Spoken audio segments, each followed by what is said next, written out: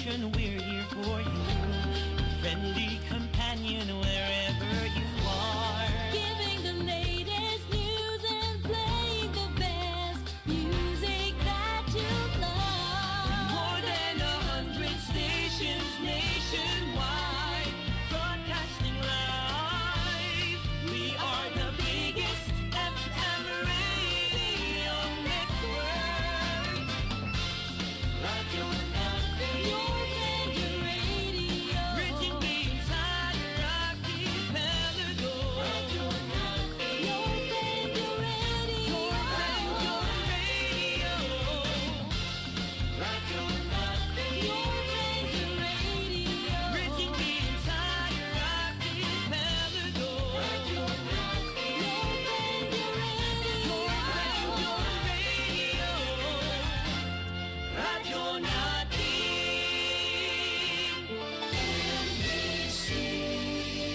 Manila Broadcasting Company. DXTC 95.9 Radyo Natin FM of Manila Broadcasting Company, MBC Media Group is a proud member of the KBP, Kapisanan ng mga Broadcaster ng Pilipinas, in partnership with the Cotabato Institute of Technology, Foundation Incorporated, KITSP.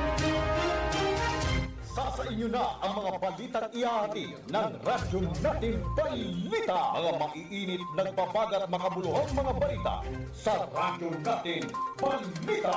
Mga balitang nakalap mula sa loob at labas ng ating bansa. Radyo Natin Balita.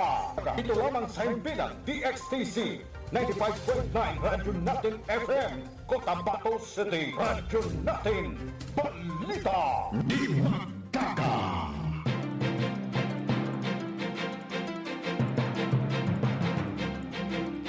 DXTC 95.9 na Radyo Natin FM, Cotabato City is a proud member of the KBP, Kapisanan ng mga Broadcaster ng Pilipinas of MBC Manila Broadcasting Company or Media Group. Itama po ang inyong mga orasan, ang oras sa buong kapuluan. 7 minuto makalipas ang alas 7 ng umaga. Magandang umaga, Central Mindanao. Welcome aboard sa Radyo Natin na Balita. Ngayon ay araw ng Biyernes, ika-22 sa buwan ng Mayo 2026 at ikalima sa buwan ng Julhizza 1447 sa Islamic Hijra Calendar. Sa ngalan po ng aming butihing station manager, sa aming admin officer KBP licensor PB Jawaril at sa aming news head Miss Noronisa Mamital Kusin, sa aming mga media technician, ako po ang inyong makakasama sa loob ng 30 minuto. Radyo Natin Caroline Abbas. 8 minuto makalipas ang alas 7 ng umaga at ang oras na inahatid sa inyo ng Cotabato Institute of Technology Foundation Incorporated at ng Al Rais Ventures Corporation sa pamahala ni Manager Abidin E. Ali at also atid sa inyo ng Ministry of Labor and Employment or Molly Barm at ni Attorney Omar Yasser Sema, member of the Parliament. 9 minuto makalipas ang alas 7 ng umaga. Bago natin dakuan ang ating mga balita, alamin muna natin ang lagay ng panahon na ngayong araw ng Biyernes.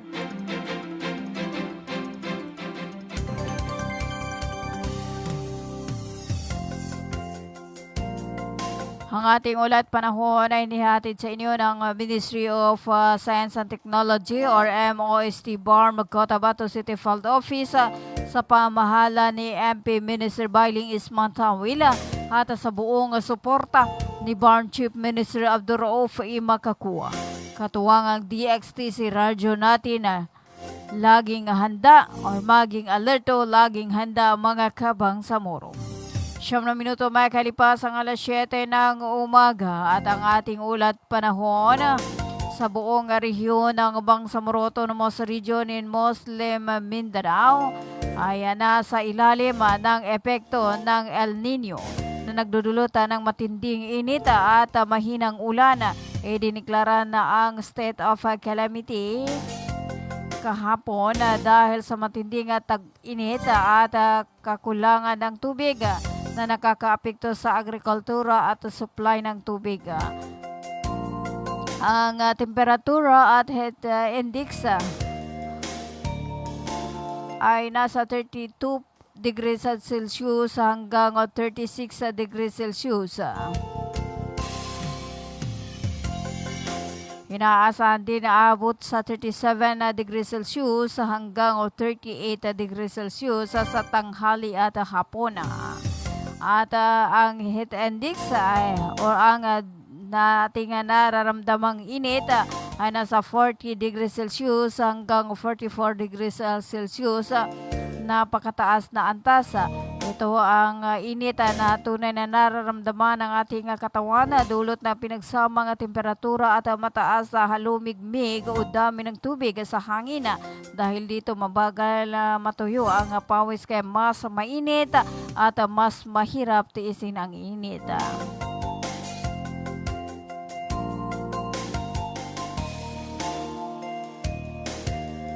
Ang ulap at ulan ay karamihan maaliwalas hanggang bahagyang maulap.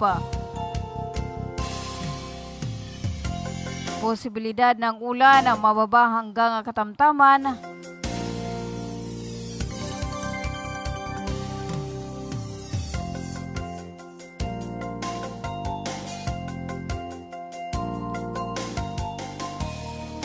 O ang ulan sa hapon lamang sa ilang bahagi ng Lanao del Sur, Maguindanao at Basilan. Walang inaasang malalakas na bagyo o pagbaha. Samantala, ang kondisyon ng hangin sa Timog Kanluran, ang bilis ay 10 hanggang 20 km per hour, mahina hanggang katamtaman. Walang panganib ng malalakas na hangin or alon. At yan ang ating ulat panahon. Ngayong araw ng Bernes, ika-22 sa buwan ng Mayo 2026. Ang ating lagay ng panahon ay inihatid sa inyo ng Ministry of Science and Technology or MOST BARM Cotabato City Field Office sa pamahala ni MP Minister Bailing Ismantawil at sa buong suporta ni BARM Chief Minister Abdurraouf Imakakuwa, katuwang ang DXTC, radyo natin na maging alerto at laging handa mga kabang sa muro.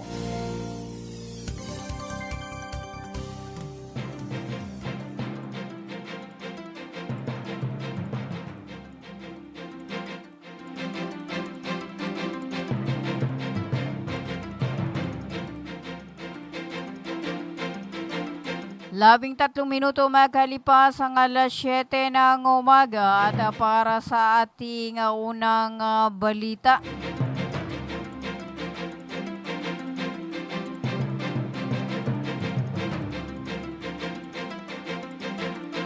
Apat na pong mag-aaral mula sa Mindanao City University or MSU Maguindanao ang sumailalim sa pre-employment orientation seminar.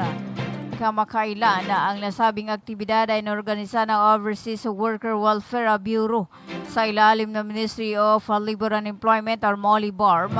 Layunin ng nasabing aktibidad na bigyang kakayahan at protektahan ang mga nais magtrabaho sa ibang bansa laban sa ilegal na pamamaraan at modus. Nagpahayag naman ng suporta si Dr. Datukali Abdullah din ng College of Public Affairs and Governance at si Associate Professor Sarah Jane Diang Muakamad ng nasabing universidad. Tinalakay sa programa ang mahalagang paksa tulad ng anti-illegal recruitment, tamang pamahala sa pananalapi, wastong pag-unawa sa kontrata at mga realidad na kinakaharapin sa pagtatrabaho sa abroad.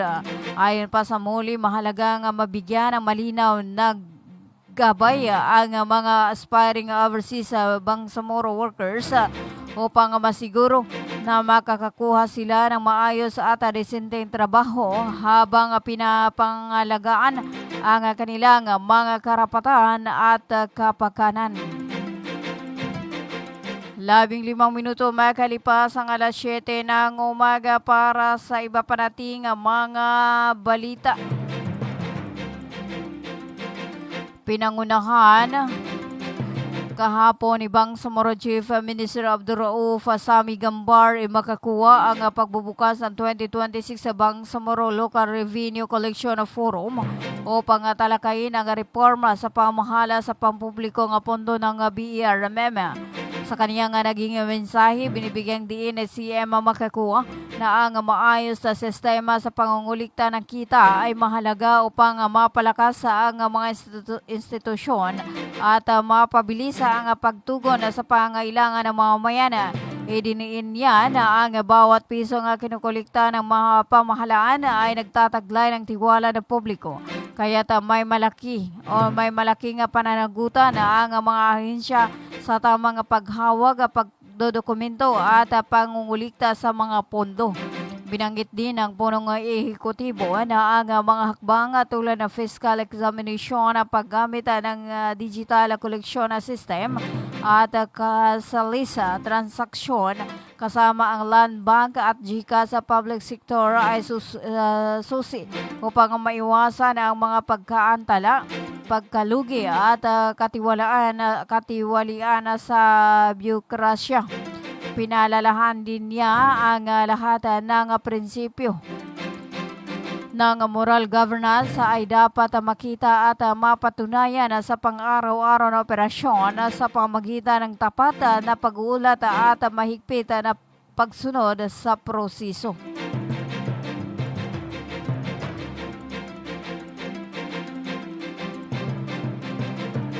17 minuto makalipas ang alas 7 ng umaga para sa iba pa nating mga balita. Naglahad ang mahalagang mungkahi at rekomendasyon ng iba't ibang sektor at stakeholders sa isinagawang pampublikong pagdinig ng Committee on Social Services and Development ng Bangsamoro Parliament.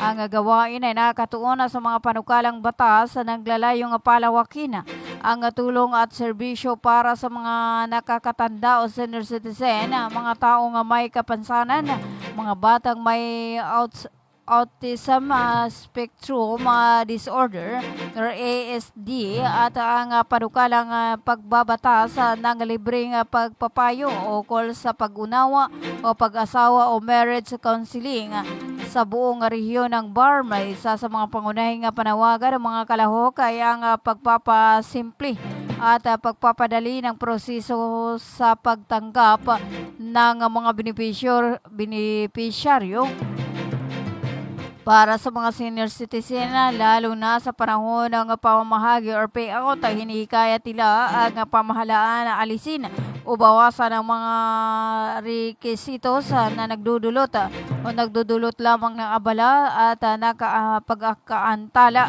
sa pagtanggap ng kanilang karapatan.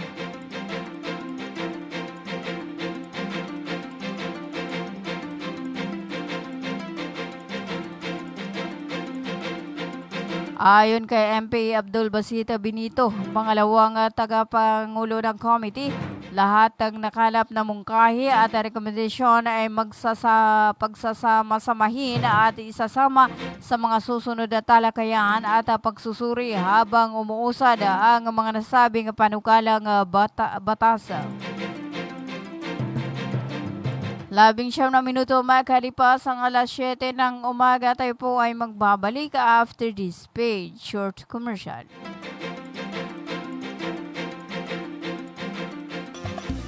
Magandang araw mga magulang at kabataan! Naghahanap ba kayo ng paaralang maayos, mapagkakatiwalaan at abot kamay ang bayarin? Sa Cotahuato Institute of Technology Foundation Incorporated, tumatanggap kami ng kindergarten, elementary mula grade 1 hanggang grade 6, junior high school mula grade 7 hanggang grade 10, at senior high school na may strand na Humanities and Social Sciences.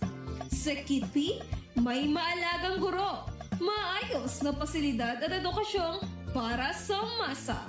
Mayroon din kaming scholarship program at tumatanggap ng mga scholars. Kaya ano pang hinihintay nyo? Mag-enroll na sa KITPI. Para sa impormasyon, makipag-ugnayan sa 0905-1423-948. Matatagpuan sa Poblacion 8, Cacar, Cotabato City. Sa KITPI, abot kamay na bayarin, edukasyong siguradong kinabukasan. Hello mga mamis.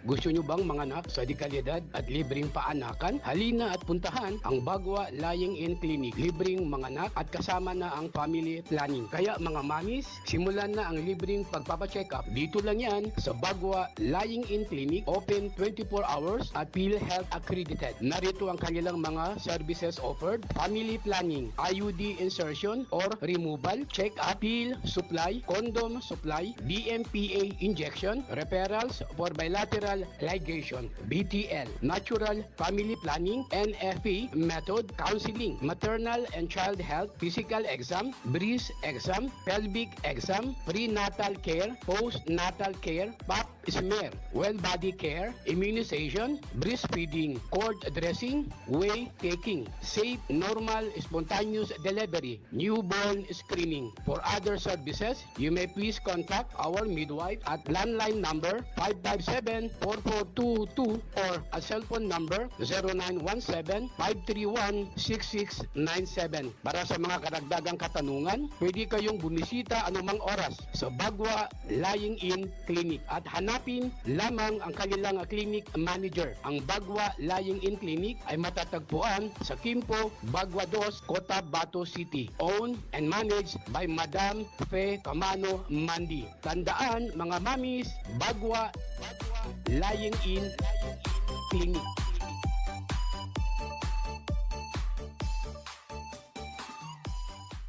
Libre po ang mga anak sa Bagwa Lying-in Clinic. Kinakailangan lamang po ang updated na PhilHealth. Maraming salamat.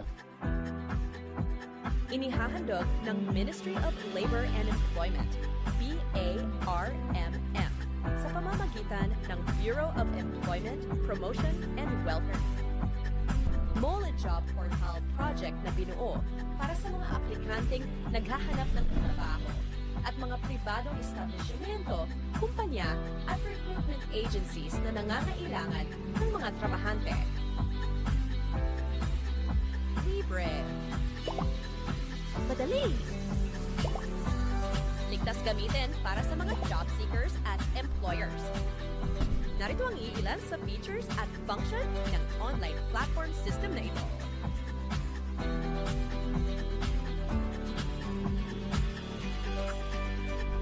O di kaya'y bisitahin lamang ang website na ito.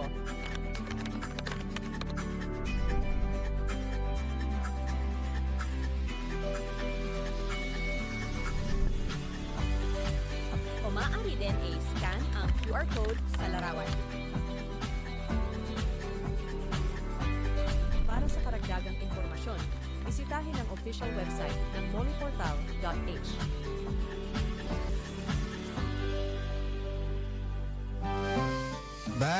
Bay, siya kapan?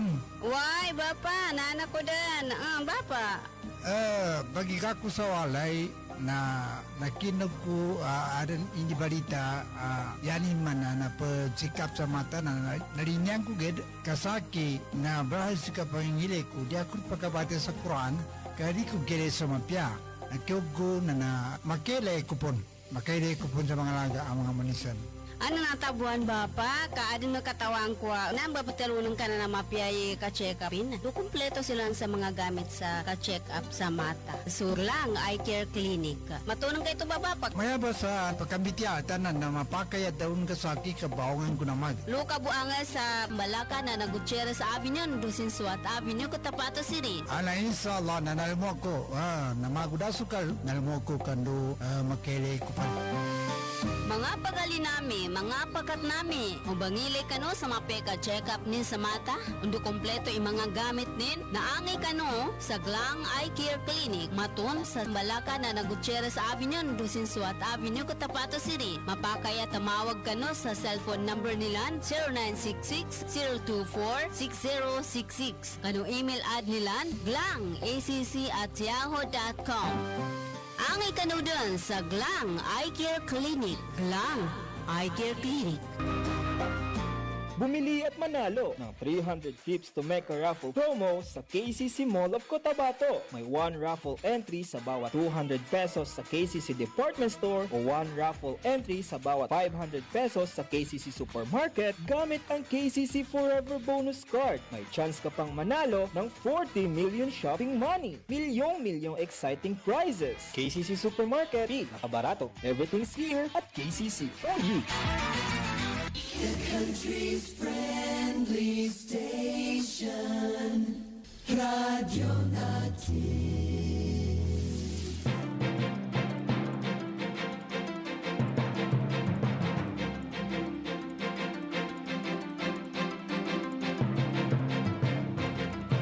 Kita mo po ang inyong mga oras sa buong kapuluan na 26 na minuto makalipas ang alas 7 ng umaga at ang oras na inahatid sa inyo ng Cotabato Institute of Technology Foundation Incorporated at ng Al Rais Ventures Corporation na sa pamahala ni Manager Abidin E. Ali.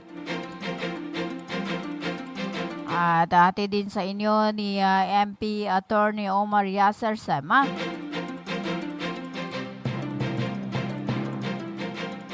Anim na minuto makalipas ang alas 7 ng umaga para sa iba pa nating mga balita. Dinaluhan ni Anwar S. Alamada, head o taga-pangulo ng MILF Adjag, ang isinagawang General Assembly at Forum ng Committee para sa Kapakanan, Panlipunan o Social Welfare Committee or SWC na nakatuon sa pagpapalakas ng moral na pamamahala, kapayapaan at pagkakaisa sa rehiyon ng Bangsamoro.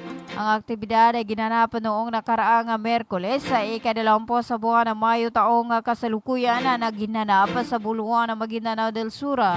Kasama rin sa namuno at nakibahagi sa programa si Aida M. Silungan, tagapangulo ng SWC, Mary Ann Arnado, at iba pang kinikilalang personalidad mula sa sektor ng kababaihan at hanay ng mga ulama na aktibong nakibahagi sa mga talakayan at gawain. Ayon sa mga tagapagdaos, pangunahing layunin ng pagtitipon na itaas at palakasin ang kamalayan ng mga komunidad tungkol sa kahalagahan ng moral na pamamahala, pagkakaisa at pagpapanatili ng kapayapaan bilang pundasyon ng pag-unlad sa buong rehiyon. Si Alamada ay opisyal ng kinatawan at kandidato na ika-5 distrito ng Maguindanao del Sur sa ilalim ng United Bangsamoro Justice Party para sa darating na halalan sa parlamento ng Bangsamoro sa ika-14 sa buwan ng Setyembre taong kasalukuyan. Ang saklaw ng kanyang kinakatawang distrito ay binubuo ng mga bayan ng Pagalungan, Dato Montawal, General Salipada Kipindaton, Raja Buayan at Sultana sa Barungis na pawang matatagpuan sa lalawigan ng Maguindanao del Sur.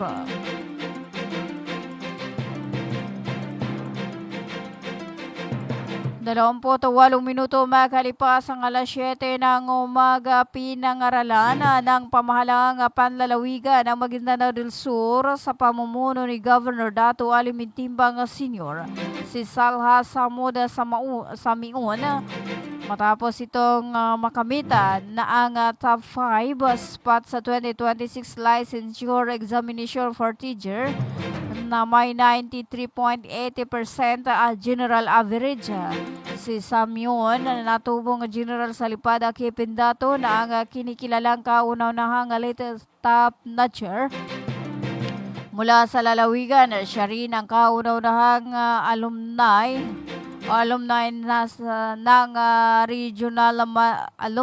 ng Regional Madrasa Graduate Academy na nakapasok sa hanay ng mga nanguna sa nasabing pagsusulit. Bilang pagkilala sa kanyang natamong tagumpay, personal na iginawa ni Mintimbang Senior ang plaque of recognition at cash incentive na nagkakahalaga ng 100,000. Ayon sa pamahalaang panlalawigan, ang tagumpay ni Samyon ay nagsisilbing inspirasyon sa mga kabataang nangangarap maging guro at patunay na kayang makipagsabayan sana nga mga mag-aaral mula sa lalawigan sa pambansang antas.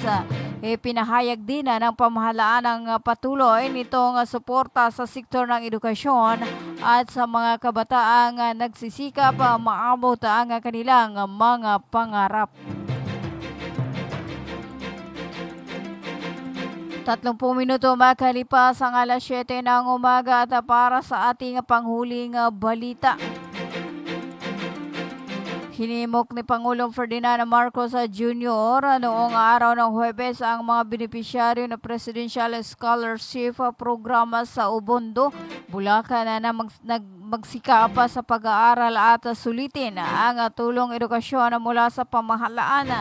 Nakipagpulong ang Pangulong Marcos sa mga presidential scholar sa Ubando Central School. Saklaw ng programa ang 11 barangay sa Ubando kung saan may kabuuang 55 o 55 scholar ang tumanggap ng tulong pinansyal.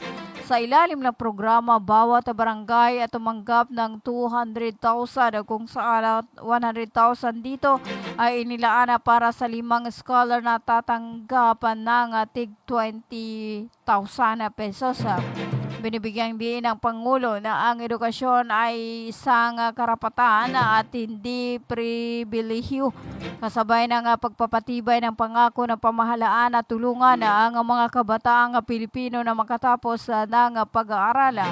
Pinapaalalahanan naman ni Pangulong Marcos ang mga estudyante na ang edukasyon ay isang panghabang buhay na puhunan na makakatulong sa pag-unlad ng kanilang buhay, pamilya at komunidad. 32 minuto makalipas ang alas 7 ng umaga. Yan na po ang kabuuan ng ating radyo natin balita.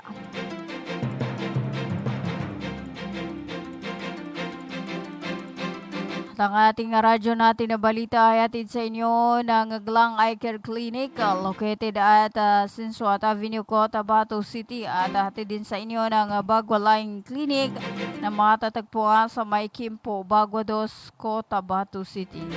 At atid din sa inyo ng Surgery Service Center located at Dondroman Willow Street, Cotabato City.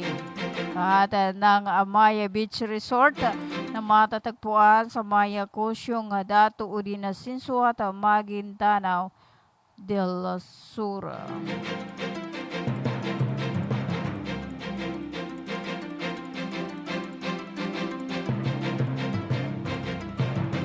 At also atid sa inyo na Green Pharmacy para sa mga preskong gamot. Hanapin lamang ang Green Pharmacy na makikita sa tapat lamang ng People's Palace, Sinsuat Avenue, Cotabato City. 33 minuto makalipas ang alas 7 ng umaga. At bago ho tayong magpaalam, hello po kay Noraida Udasan dyan sa may Lugay-Lugay area, to all Udasan family. At dyan sa may Tamuntaka, kay Ate Alani, ito magandang Ma'am Mayra Ibrahim. At sa lahat po ng ating mga avid listeners.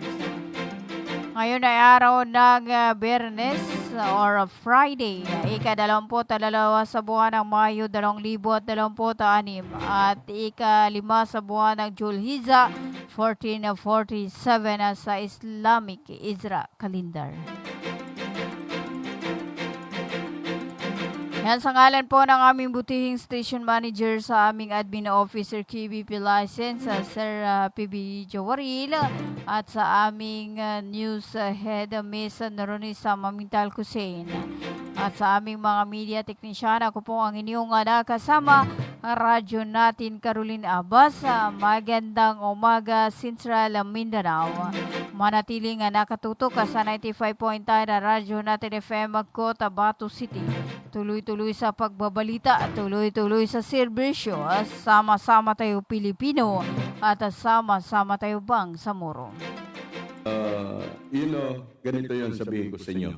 Makinig kayo. Binabati ko po kayo at inanyayahan na makinig dito lang sa himpilang DX DXTC 95.9, Radyo Natin FM, Cotabato City. Maraming salamat po. Sabihin ko sa di magaga.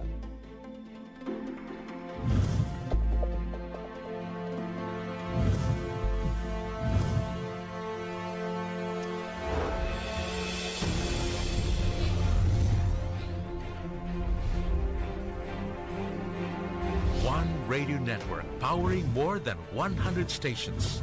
Heard in 81 provinces, 145 cities, and 1,490 municipalities. Giving voice to more than 300 Radyo Natin announcers every single day.